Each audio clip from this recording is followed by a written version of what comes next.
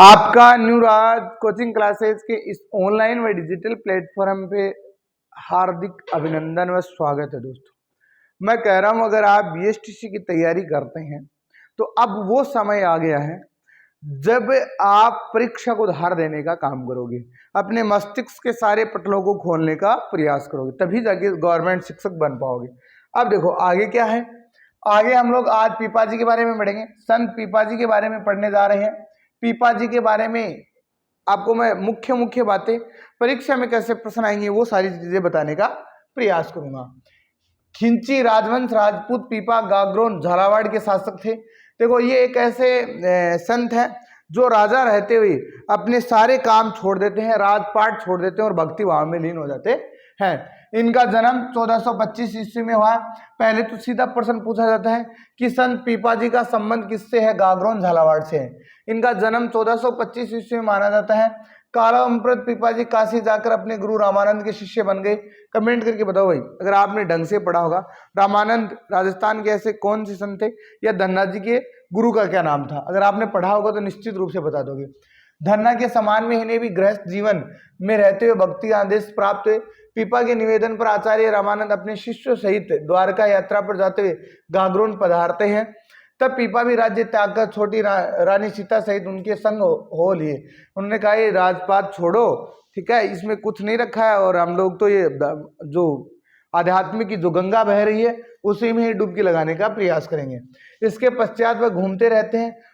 टोडा गांव है, टोंक आए, वहां के शासक सूरसेन को अपनी जो दौलत संतों में बांट देने पर अपना शिष्य बनाया।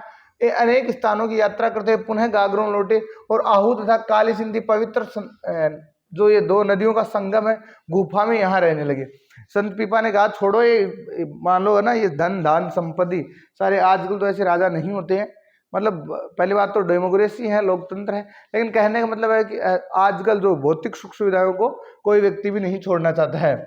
यहाँ इनका मंदिर, निवास स्थान और गुफा है। बाड़मेर जिले के प्रसिद्ध गांव समदड़ी, ये प्रश्न आता है भाई, ये प्रश्न आपको निश्चित रूप से परीक्षा में देखने को मिलता है कि समदड़ी गांव का संबंध किस संत से है? तो संत पीपाजी से है। यहाँ इनके प्रमुख अनुयायी हैं जो दर्दी समाज के प्रतिवर्ष चैत्र शुक्ल पूर्णिमा को मेला लगता है।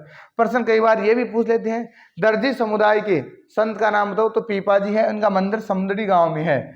पीपाजी से संबंधित विस्तृत साहित्य हस्तलिखित ग्रंथ भंडारों में उपलब्ध है। आपको अगर पढ़ने का मौका मिले तो कभी पढ़ लेना, जिनमें पीपा की कथा है, पीपा पर्ची है, पीपा की वाणी है, सांख्य पद आदि मुख्य है। 17वीं शताब्दी में एक हस्तलिखित ग्रंथ है पीपा द्वारा रचित है, चित्तावनी। ये प्रश्न आता है कि चित्तावनी का संबंध किससे है? तो आप बता दोगे संत पीपाजी से है। देखो मैं जो आपको वही बातें बता रहा हूँ जो परीक्षा के लिए अति महत्वपूर्ण है, और अन्य बातों को ना करके ये समय भी वही है जो सिर्फ आप लोग पढ़ाई करो और बाकी समय को आप वेस्ट करोगे तो जिम्मेदार खुद होगे। ईश्वर प्राप्ति में गुरु के निर्देशन में पीपा की आवश्यक बताया। भक्ति नाम स्मरण को ये मोक्ष प्राप्ति का प्रमुख साधन बनाते थे। पीपा मूर्ति पूजा का विरोध करते हुए ईश्वर उपासना पर जोर दिया। पीपा ऊंच नीच में विश्वास नहीं करते थे, वे प्राणी मात्र की दया समानता समर्थन में ईश्वर में विश्वास करते थे। अगर आपको ये वीडियो अच्छा लगा है तो अपने दोस्तों के साथ इसको साझा व शेयर करना।